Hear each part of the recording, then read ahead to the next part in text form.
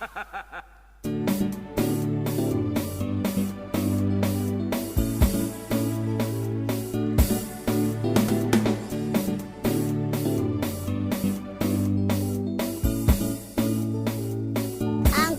Sammy huyo.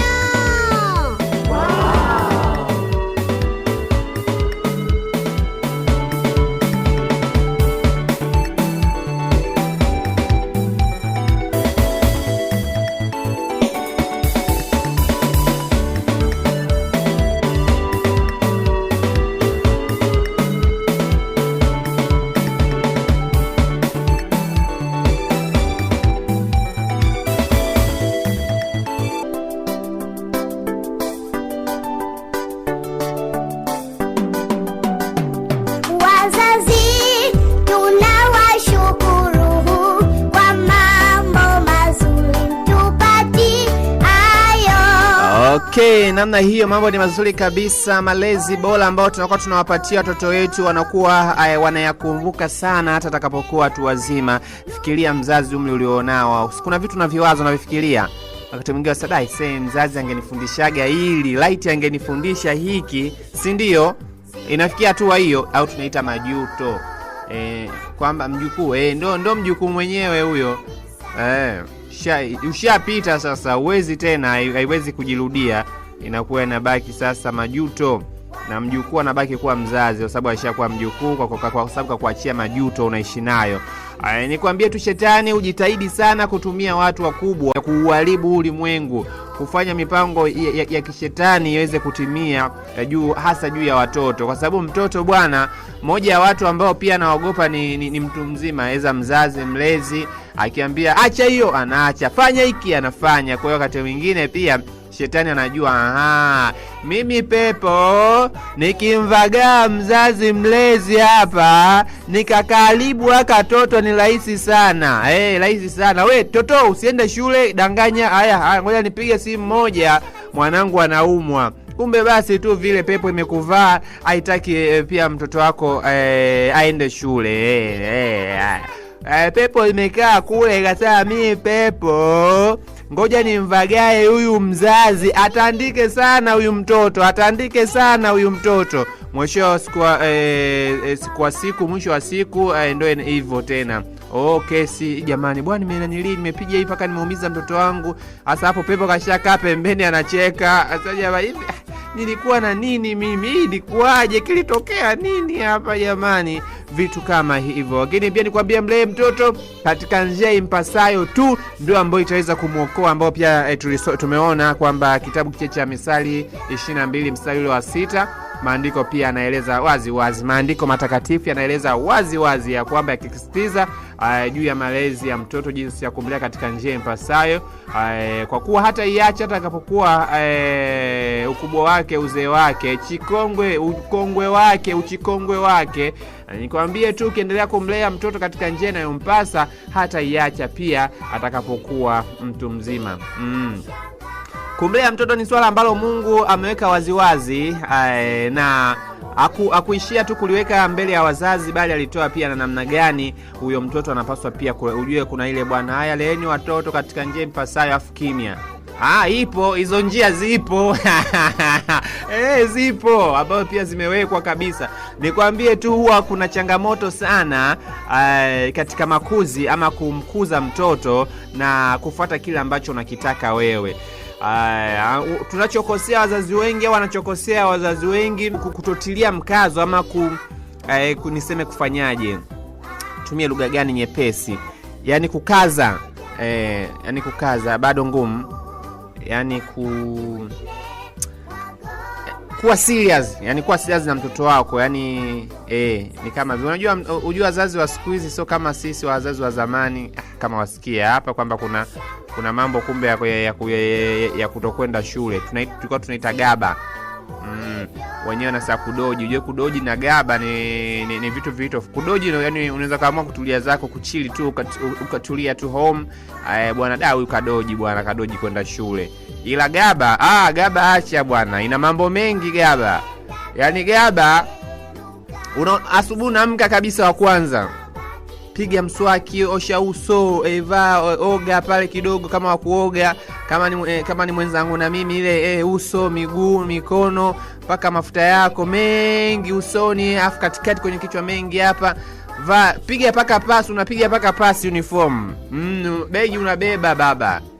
Na kuondoka na namba unawahi, unaenda kuwahi namba, unaondoka shule. Sasa wazazi, unajua wazazi bwana wanatofautiana shughuli zao. Kuna wengine wazazi ni nyumbani tu, kuna wengine kazini. Yaani ile akishaona maandalizi yale ya mtoto bize, haya uwahi utafunga mlango, anasema amina. Wewe unaondoka, anavua uniform, analala. Kuna wengine bwana nyumbani muda wote yupo mzazi. Utafanyaje sasa? Sasa hapo changamoto. Eiza kwenye begi lile. Unaona hivi watoto naona mna mabegi makubwa. Yaani sisi ingekuwa enzi zetu ndio mabegi ya saizi tunayo. Mama. I say tungefai. Sasa zamani vimfuko vyenyewe vya Lambo. Hii nikisema mfuko wa Lambo watoto mnajua. Toto. Nani anajua mfuko wa Lambo mtoto? Wachache. Mfuko wa Lambo labda form 4, vijana wa form 4. Labda form 3 Lambo. Japo kwanza kwa uliitumia na ulikuwa bado hujajua kama inaitwa mfuko wa Lambo. Sasa hivi haipo. Ukionekana na huo yani wewe unakuwa kama vile mtoto mzuri, yani yani serikali ndio iwe Simba alafu unaenda kuzichezea zile shalobu zake, unavuta wewe Simba, wewe Simba, wewe Simba kolo, wewe Simba utopolo. Yani ndio hivyo, yani changamoto kitachokukuta usije ukanilaumu mimi. Kwa hiyo unakuta au kuna vimfuko vikubwa vinaitwa sport, mifuko ya sport, mifuko fulani vya amazing sana. Juu unabinya gi, alafu juu kamfagio kanachungulia. Sasa mfagio sina kwa mrefu, unaweka hapa, unakuwa unachungulia, unakita ki, unafunga. Kwa hiyo watoto mtajua wapi? Wazee wangu, wazee wenzangu kidogo wanafurahi tu, wanacheka Uncle Sami bwana. Lakini hasa sisi ambao pia tulikuwepo kidogo ubabe huko mbele kidogo, ni daftari moja masomo yote. Daftari moja, mfuko wa nyuma linakunjwa, latiwa mfuko wa nyuma. Daftari hili mnashangaa watoto. Tumesoma na daftari moja na shule unaandika masomo yote na daftari ni moja hilo. Ni kugeuza tu katikati hapa ni maarifa ya jamii, katikati labda hisabati, huku English, huku Kiswahili, huku sijui nini. Sisi tulikuwa mpaka mastadi ya kazi yale, sijui mapishi. Ndio maana tunajua, watu wa zamani wote tunajua kupika. Tumepika sana maandazi shule, tumechonga sana vinyago vile vya walimu. Walimu wamefaidi jamani. Zile stadi za kazi kwa zirudi. Ukichonga twiga wako huyo kashatoka, unapewa marks zako 100. Sijui sasa walimu walikuwa nape. Walimu, hamna mwalimu mstaafu hapa. Zile kazi za stadi za kazi ya kwenye kazi ya kazi ya mtu ya ubunifu ile. Alafu sasa hata tulikuwa tufanyi sisi. Mngejua mnatoa marks za bure, hata tulikuwa tufanyi sisi. Zile unaenda tu kwa mtaalamu mmoja pale kijijini, bwana nitengenezee kitu fulani, tengenezee jumba moja la boksi hatari sana. Watoto wa walimu mmefaidi jamani. Waenzi hizo, wa siku hizi wapi? Labda ukanunuliwe tu na wewe hapo kwa Kingalu, angalia niliwe, ukasijui kanunuliwe wapi, sijui yani midoli ucheze. Walimu wa zamani wamefaidi, hasa watoto wa walimu wa zamani. Washangaa tu, yani limekuja ya dude tu hivi. Nini ukilifunua hivi linafunika, linajifunga. Mali linapaa. Malaika shetani linapaa. Yani mambo zamani bwana, watoto. Basi nikwambie tu mzazi, ukishindwa kumlea mtoto katika miaka hiyo 7 ya kwanza, hasa katika hii mingine, hiyo 7 mingine kuja kukamilisha ile 14, unajua kwenda 15 mtoto usimwite kwanza mtoto. Watoto leo nataka nipigiwe simu na watoto wenye miaka kuanzia 15, 16, 17. Yani nataka niwaonyeshe kwamba mtoto kuanzia miaka 15 hataki umuite mtoto. Yani hata anavyosema kipindi cha watoto anasema Uncle Sami na yeye bwana. Yani anaona kimuhusu kabisa. Sasa hata natakiwa ni tuitenganisha hivi. Yani zile basi tudinayo katika miaka 7. Miaka 7 ya mwanzo, sasa hii miaka 7 ya pili hii ni ya kugombana, vita, piga amini. Ndio sasa unapiga mtoto paka jela na kuita, mnagawana majengo ya serikali. Huyu uko hospitali, wewe uko jela. Hatari sana. Ndio hivyo. Ni neema tu ya Kristo labda isaidie baada ya miaka hiyo, lakini kama umefanikiwa pia kumonyesha njia mpasao katika umri huo wa miaka 7, hiyo katika siku zote za maisha yake hataweza kuiacha, na akijaribu kuiga tabia nyingine atarudi katika yale mafundisho ambayo pia ulimpatia awali, na atasema hakika haya ni kweli na hakika. Ukweli ni kwamba mtoto katika umri wa miaka 12 na kuendelea si rahisi sana kuiga kitu kutoka kwa mzazi, na mara nyingi hupenda kujaribu kufanya yale ambayo wanaona kwa wengine wanayafanya. Ndio maana wanasema, jamani, bwana mtu akikatazwa kufanya hiki ndio anafanya. We mtoto, sikia nikwambie, kwa ule babu usiende. Ile babu usiende. Kwa nini? We mtoto usinyulize. Nimesema kwa ule babu usiende. Kumbe kibabu kinapana ungo kishirikina, kinatafuta mtu akumlisisha mtaani pale. Mtoto hasa anasema, kwa nini babu ana nini? Ngoja mimi niende. Yaani wazee wa zamani bwana, hebu ngoja, kinaenda huko kinaenda kuvaa mapepo mama. Yaani kinaenda kuyavaa, kinarudi nao nyumbani, ni kuwagawia tu, gawia baba, gawia mama, gawia mdogo, gawia mkubwa. Yaani ni kugawana, nione yaani kumbe kutokutii tu. Watoto nyie bwana, nyie mnatupa changamoto sana sisi wazazi nyinyi. Msifanye hivyo. Msitufanyie hivyo watoto, tunawapenda, tunawajali, mtusikilize sisi wakubwa. Yaani ile watoto jamani, nyie mna dhambi sana. Mjue mnakuwa mna mawazo yenu. Mzazi anaongea na wewe na unawaza. Yaani ndio shamba la mwisho. Alijuagi tu kuogelea. Unanikataza nisiogelee. Au jira kuogelea. Kwa hiyo katika umri huo kuanzia 15 kama umemshindwa, subutu. Haya, basi yako mengi sana ya kuweza kuyazungumza, ila muda wangu naona kama vile umeniishia. Niseme tu mzazi ni lazima awe na juhudi kubwa sana ya kumlisha mtoto wake neno la Mungu tangu akiwa mtoto mdogo. Ili la muhimu jamani, yote ni porojo, nikwambie kabisa. Ila hili hapa ndo lenyewe sasa tulishike, ambao ni kwanza kuzungumza, tuongee yote, tufanye yote, lakini neno la Mungu kwanza, kwa sababu hata mwenye miaka 20, hata mimi hapa Uncle Sami nikaona tabia fulani. Ili hiyo tabia iondoke au nikae sawa, Mungu pekee aingilie kati. Niombee kwa Mungu aninyooshe. Binadamu hawezi. Asiyefunzwa na mamaye afunzwa na ulimwengu. Wewe nani kakwambia? Ulimwengu gani? Na nikwambie msikilizaji, hakuna yoyote anaendaga jela afu aache kuokoka. Jamani, hakuna walokole wenye imani kubwa kama wafungwa. Hakuna washika dini kama kokote tuwe Muislamu kama wafungwa. Kama swala 5 atasali, kama ibada ngapi atasali, kama kufunga atafunga, kama kuomba ataomba. Kila jamani, nyinyi hamje kuwaona wafungwa jamani. Tena ndo kama abusu kameingia, kanasubiria kesi yake isomwe. Jamani, wewe hujai kukaona kanavyoomba, hujai kukaona kanavyosali jamani. Nyinyi lakini ngoja atoke. Afu hiyo ni kuigizia. Basi raia yaende, hakimu mimi mtakatifu.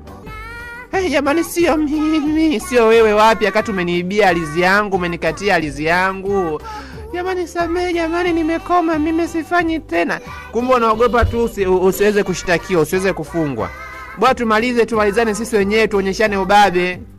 Bwana. Nimechukua. Wasiwe nini? Nimemega ile, alizi yako, alizi ya Mungu bwana. Nini bwana, wewe toto, nini bwana? Hapana, tutafikaje huko? Kwa wakati mwingine bora mtu unajua katika maliziano hivi mnazungumza, afu anakuambia kweli ndugu yangu nimekosea, tuyamalize haya. Nyumbani huyo ni kweli, huyo msikilize, huyo lizianeni huyo. Toto samani kwa naongea kidogo na wazazi. Wazazi wana mambo, watoto mambo mengi wanawaficha msijue. Huyo jirani hapatani naye, huyo chumba cha pili nani mama, apata Mbona kuna siku umeenda shule swali bwana wewe nusu wakunjane. Mama huyo mama. Sasa mkorofi mimi sijui kama ni mama au ni nanili au ni huyo mwingine jirani. Mimi sijui. Mimi nitajulia wapi sasa mtoto wangu? Sasa mambo kuniuliza sasa hapa mkorofi nani, mama yangu au jirani? Sasa mtoto sitaki. Au mambo tafadhali mtoto usinigombanishe mimi na wazazi. Mimi mwenyewe mzazi, mimi mwenyewe wa kwangu wanao. Ila hawajanishinda. Sikuna msemo eti wa kwangu wananishinda, kweli nitaweza? Mimi wa kwangu hawajanishinda na nyie watoto hamjanishinda na wazazi hawajanishinda. Ndio hivyo. Niseme tu neno la Mungu kwanza. Tanguliza neno la Mungu katika kila jambo ili pia mtoto wako mtamkie maneno mazuri. Nilisema siku moja kuna mama mmoja kutokea na East Manzese akasema safi kabisa Nkosami, mimi nilifurahi. Watu wengine wanashindwa kuelewa kwamba ukiwa na mtoto hata yani ukiwa na ujauzito tayari una kiumbe cha Mungu kile kinatembea na wewe. Wakati mwingine kinakuepusha tu na mabalaa mengine. Wewe hata ujui. Ulikuwa unaenda bwana najisikia uvivu kwenda sehemu. Bwana najisikia uvivu kupanda ile gari, unashangaa bwana lile gari ulikuwa unataka kupanda ndio vile. Yaani kuna vitu vingi sana ukiwa na malaika wa Bwana. Ndio maana unakuta mama mjamzito akipanda kwenye gari anashangaa tu mtu mmoja kainuka. Nikai kama malaika kaliomu uliko kabeba. Usizanie ni wewe. Si hata punda. Kwani kisa cha punda mkijui? Punda alimbebaga Yesu, mwana punda. Anashangiliwa. Punda kicha hiki ndio anakimbia sasa kiti anapata nguvu. Kiti. Makofi. Bwana Mungu, mfalme, mtetezi. Kumbe amembeba Kristo. Asa siku ya pili yake anarudi sasa kurudi kule walikomtoa. Anashangaa bwana kimya. Mbona sishangiliwi tena? Wewe ulishangiliwa sababu ulikuwa umembeba nani? Kwaona wewe tunakupisha kwenye gari wanasemaga eti mama mjamzito anyimwi kitu. Asa usizania Nkosami naomba buku nikakupa. Nkosami buku 2 nakupa. Nkosami naomba hiyo nakupa. Sio wewe mtoto ulembe hiyo ujauzito huo. Huyo aliom huyo ana nguvu. Msiende kwa mambo ya ajabu. Sio sisi tunabaki nyumbani. Je, mnatufundisha nini? Vitoto vinaoji.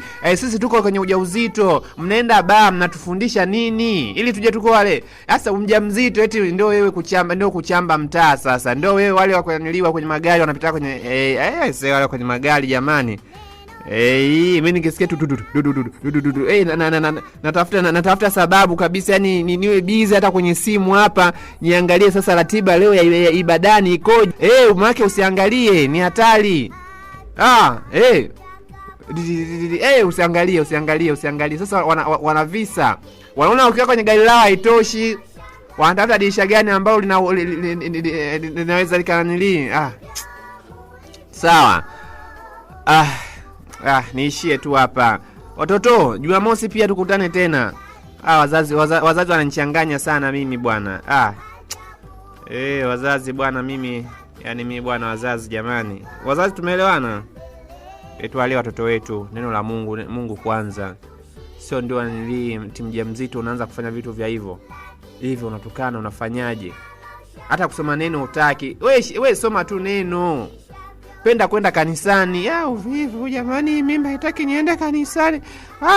Hadi kila ujauzito wangu mimi yani unanifanyaga mimi nisipende kanisani. Wewe, kuna ujauzito wa hivyo. Shindwa pepo. Sema pepo shindwa, afu liondoke. Wagombana mbele yetu watoto. Sasa tushike lipi? Lakini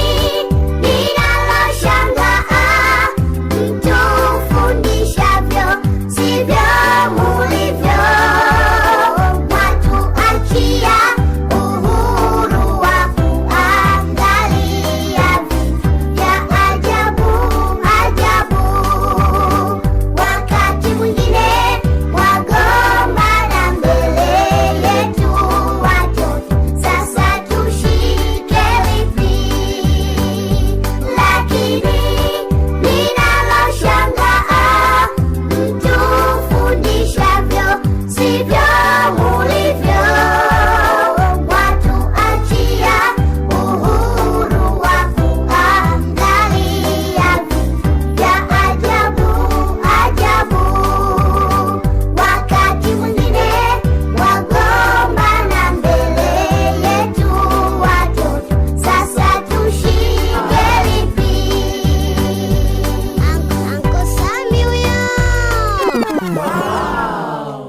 Okay, niseme tu asante sana kwa nyote ambao pia tulikuwa pamoja katika kipindi kizuri kabisa cha watoto wetu, na tulikuwa katika malezi ya watoto. Kwa sasa moja kwa moja tuende katika zile hadithi za watoto, alafu nikirejea hapa na kuwepo ni kuweza kusalimiana na watoto wenzangu. Watoto wetu. Watoto. Kina Kase, kina Vedi, kina Aiseu, ndio mtoto bona. Nimekumbuka mtoto wangu.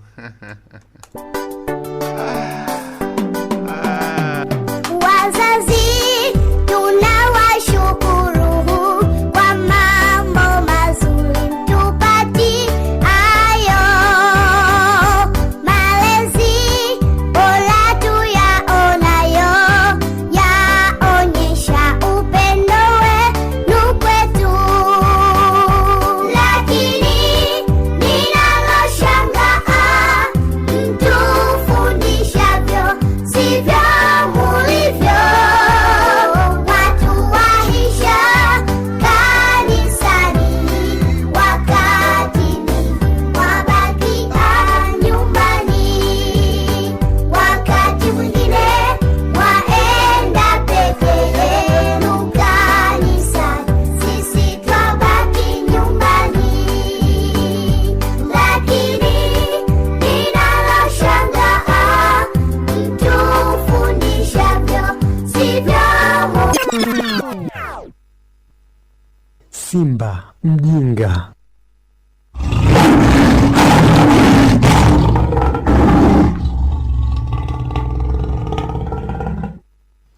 Hapo zamani za kale, simba alionekana kuwa adui dhidi ya wanyama wenzake walao nyasi. Na hii ni kwa kuwa simba alikuwa hodari sana katika upande wa uwindaji. Alijitahidi kuwawinda kwa makini wanyama walao nyasi na kuwafanya vitoweo. Wanyama walao nyasi waliamua kuhama katika jamii ya simba na kwenda kuishi huko wenyewe kwa utawala wao. Simba alijiona sasa yeye ndio kinara. Mimi ndiye mfalme Simba. Nani awezaye kuvunja ufalme wangu? Umeona nilichowafanya wanyama walao nyasi? Wamekimbia na kuniacha mimi pamoja na jamii yangu. Lakini nimepata taarifa kuwa wapo wanyama wengine wadogo, na hao si wengine bali ni panya. Sasa ni zamu yao. Amekimbia swala, amekimbia twiga, amekimbia faru. Sasa nimewabakiza hao wengine wadogo, nao naenda kuwafanya kitoweo. Watawala wote mpaka waishe. Mimi ndiyo mfalme Simba. Mfalme Simba ndio mimi, hakuna mwingine. Zamu ikamia kwa panya. Wao walikuwa na uzao uliokuwa umejaa tere, kwa kuwa walikuwa wakizaana mara kwa mara na kufanya uzao wao kawa mkubwa sana. Lakini jamii ile ya simba ilikuwa ikiwashambulia mara kwa mara na kufanya kizazi chake kile kupungua kwa kasi. Lakini katika jamii hiyo halikuwepo panya mmoja mdogo mwenye akili kuliko wenzake. Panya yule mdogo alitamani sana kuweza kumuondoa simba ili kizazi chake na jamii yake iweze kunusurika dhidi ya hila za simba.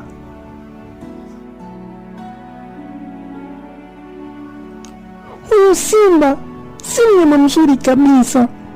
Kawafanya wanyama walao nyasi wakaondoka katika jamii yetu. Tuliishi nao kwa upendo, tuliwazoea na walikuwa marafiki zetu. Kwa nini azidishe uhalifu huu? Haiwezekani. Mpaka leo kaingilia jamii yetu. Amekula mjomba kama shangazi, kama mama mdogo. Haiwezekani. Lazima nitafute njia ya kuweza kumuondoa simba huyu. Ama ikiwezekana basi aweze kupata hata ugonjwa wa tumbo ambao utamsumbua sana katika maisha yake. Siwezi kukuridhia simba huyu kuendelea kuwala ndugu zangu. Hapana kabisa. Na wala sitamani uendelee. Nitatafuta njia yoyote Na kitu gani nakifikiria? Nitazungumza na simba. Bila shaka yeye yule kuna kitu anapungukiwa katika kichwa chake. Nitaweza kumwadau simba na hakika nitafaulu. Siku moja panya yule aliamka alfajiri na mapema na kuelekea kule msituni alikokuweko yule simba aliyokuwa mrafi kweli kweli. Hakika alijawa na ujasiri mkubwa kwenda kuzungumza na adui yake simba. Nimezoea kufuata nyama mbali huko. Leo naona ajabu. Nyama imejileta yenyewe nyumbani kwangu. Jambo la kufurahisha sana. Bwana simba, mimi sifai kabisa kuwa kitoweo kwako. Hivi unafahamu kwamba wewe ni rafiki yangu? Wewe ni rafiki yangu hakika. Na nakupenda kwa dhati. Wenzangu wote wanakuchukia huko nyumbani. Lakini mimi nimejumuika na wewe. Na nataka nikuoneshe upendo wangu kwako kuwa ni wa dhati kweli. Na leo nina zawadi nzuri nataka nikwambie, ambayo ukiweza kuifanya utaendelea kuwa jasiri na mwenye nguvu na utaweza kutawala sote katika dunia hii. Niamini kabisa simba, mimi rafiki yako, si adui kwako kabisa.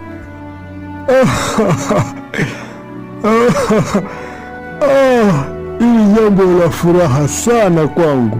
Sikutegemea kama ningeweza kupata rafiki mzuri kutokana na nyinyi maadui zangu. Hili ni jambo la kufurahisha sana. Bila shaka utanisaidia, kwa sababu muda mwingine na kuwaga napata ugumu katika kuwapata mlipo. Mie nimepeswa kujificha sana, kwa hiyo ukuta muda mwingine nashinda na njaa kwa sababu nakosa windo langu. Lakini kwa kuwa nimekupata wewe rafiki mzuri, najua kuwa watanielekeza wenzako walipo na mimi nitaweza kula na kusaza. Hakika hili ni jambo zuri. Sasa leta wazo lako unalolitaka kutoka kwangu, lakini ukumbuke ahadi yako. Na mimi nikitaka windo, basi unabidi unisaidie unipeleke wenzako walipo, sawa Bwana simba, mimi nakushukuru sana. Nilikuwa siamini kama utaweza kunikubalia mimi kuwa rafiki yako. Kuna ile fulani ya majani. Hayo majani ndipo ukiweza kuyala utakuwa mfano wa hii dunia. Utatawala viumbe vyote vya hapa duniani. Niamini kabisa simba, hakika ukweli wangu utaweza kuona. Lakini sio hayo tu, bali utakuwa na nguvu nyingi kuwashinda wanyama wengine wote, mpaka na binadamu utaweza kuwashinda. Rafiki yangu panya, hakika wewe ni rafiki mzuri, tena ni mkarimu sana kwangu. Sijawahi kuona rafiki wa namna yako. Ninafurahi sana kuwa na wewe. Sasa nipo tayari, twende unionyeshe hayo majani niweze kuyala mara moja, ili niweze kupata utukufu wa dunia hii, ili viumbe vyote viwe chini yangu na niwe na nguvu kuliko watu wote hapa duniani. Hatimaye panya yule aliambatana yeye pamoja na simba. Panya yule mwenye akili alimpeleka simba katika majani yaliyokuwa na sumu, naye simba kwa kutaka utukufu aliyafakamia yale majani, na muda mfupi simba alianza kuhisi maumivu ya tumbo. Nilijua nitapata utukufu, nilijua nitakuwa na nguvu kuliko watu wote hapa duniani. Sasa naanza kuhisi maumivu ya tumbo. Kumbe huyu panya sio rafiki kabisa, wala huyu panya nitakii maisha yangu kabisa. Na sasa tumbo linaniuma kweli, sijui hata nifanyeje. Simba yule mjinga, baada ya kusumbuliwa na maumivu ya tumbo kwa muda mrefu, aliweza kufa. Hii ni kwa sababu alikuwa amekula majani yaliyokuwa na sumu kwa kufikiri kuwa atapata utukufu na heshima katika dunia. Kika furaha ilirudi kuwa kubwa kwa wanyama walao nyasi na jamii ya panya kwa kuweza kumuua adui yao simba. Amani sasa imerejea, amani sasa imerejea. Tumemuua simba, tumemuua simba. walijifanya jeuri. Sasa hayupo, tumerudi makwetu.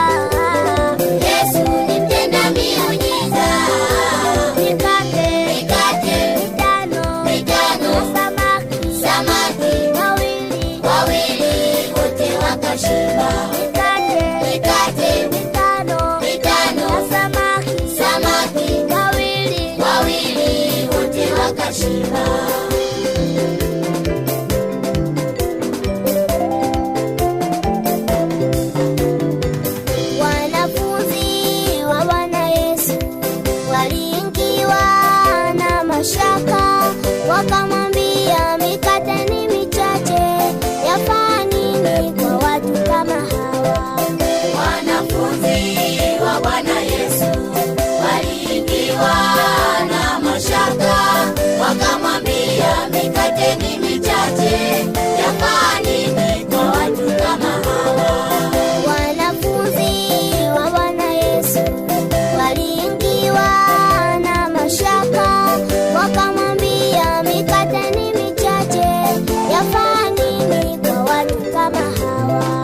Wanafunzi wa Bwana Yesu waliingiwa na mashaka, wakamwambia mikate ni michache, yafaa nini kwa watu kama hawa? Hawakujua Bwana Yesu mtenda miujiza. Hawakujua Bwana Yesu ni mtenda miujiza.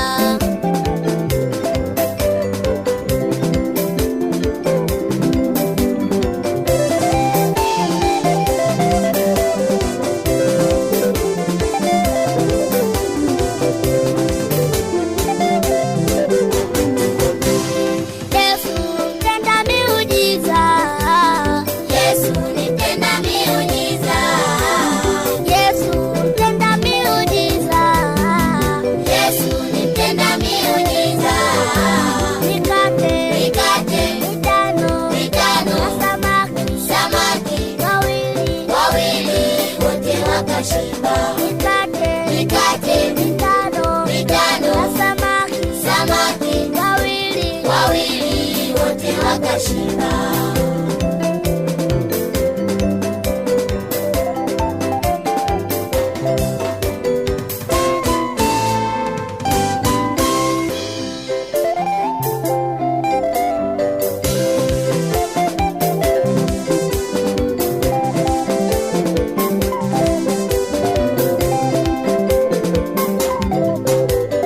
Yesu mtenda miujiza. Yesu ni mtenda miujiza. Okay, unaambiwa Yesu mtenda miujiza, Yesu mtenda miujiza namna hiyo. Natamani sana kuweza kusikia toka kwako, si ndio? Umejifunza nini katika zile hadithi za watoto? Muda tunao tunaweza kuzungumza na kuambiana tumejifunza nini katika simulizi nzuri kabisa hiyo ya leo. Ni simulizi hadithi Simba Mjinga, jamani. Yafaa nini kwa watu kama hawa? Wanafunzi wa Bwana Yesu. Aya, mimi nasubiria simu ya kwako mtoto. Lakini pia niseme tu asante kwa nyote ambao pia tuko pamoja. Asante sana kwa watoto wote ambao asante sana Sweet Bed kutoka maeneo ya Espa. Mungu akubariki sana Sweetie. Moja ya mabinti zangu ambao pia wamekuwa kiupiga mwingi sana. Wanaupiga mwingi. Asante sana pia kwa mtoto Nei kutoka maeneo ya Kasanga. Asante pia kwa mtoto Pamela kutoka maeneo ya Mindu. Okay, kuna mtoto katika line ya simu hapa. Toto, mambo? Halo? Katika line ya mambo? Poa. Mzima wewe? Mzima. Mambo mazuri? Nzuri. Mambo mazuri hapo kwa Yesu. Mambo mazuri. Yuko kwa Yesu. Safi kabisa. Naongea na mtoto nani toka wapi? Vladi kutoka Esta. Wewe Vladi. Wow, Vladi huyo. Wow. Uncle Sami huyo. Wow. Okay, Vladi umesikiza hadithi? Ndio. Umejifunza nini mtoto wangu? Tuwe wakarimu. Tuwe wakarimu. Hapa aliyekuwa mkarimu nani hapa mtoto wangu? Toto. Na? Hapa aliyekuwa mkarimu nani? Ni panya simba?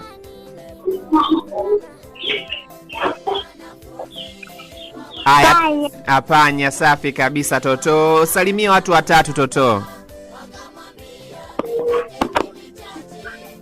Nasalimia kutoka Dodoma. Toka Dodoma. Wa pili? Nasalimia kutoka Njombe. Kutoka Njombe. Wa tatu?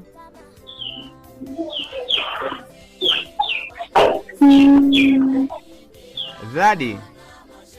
Unafuga kuku? Ndio. Hongera sana. Unapenda nyama ya kuku? Ndio. Haya. Umekosa mtu mmoja kumsalimia? Haya, mimi nisalimia hata mimi basi. Nasalimia Uncle Sami. Wow, asante sana. Salimia sana Yespa mtoto wangu. Haya.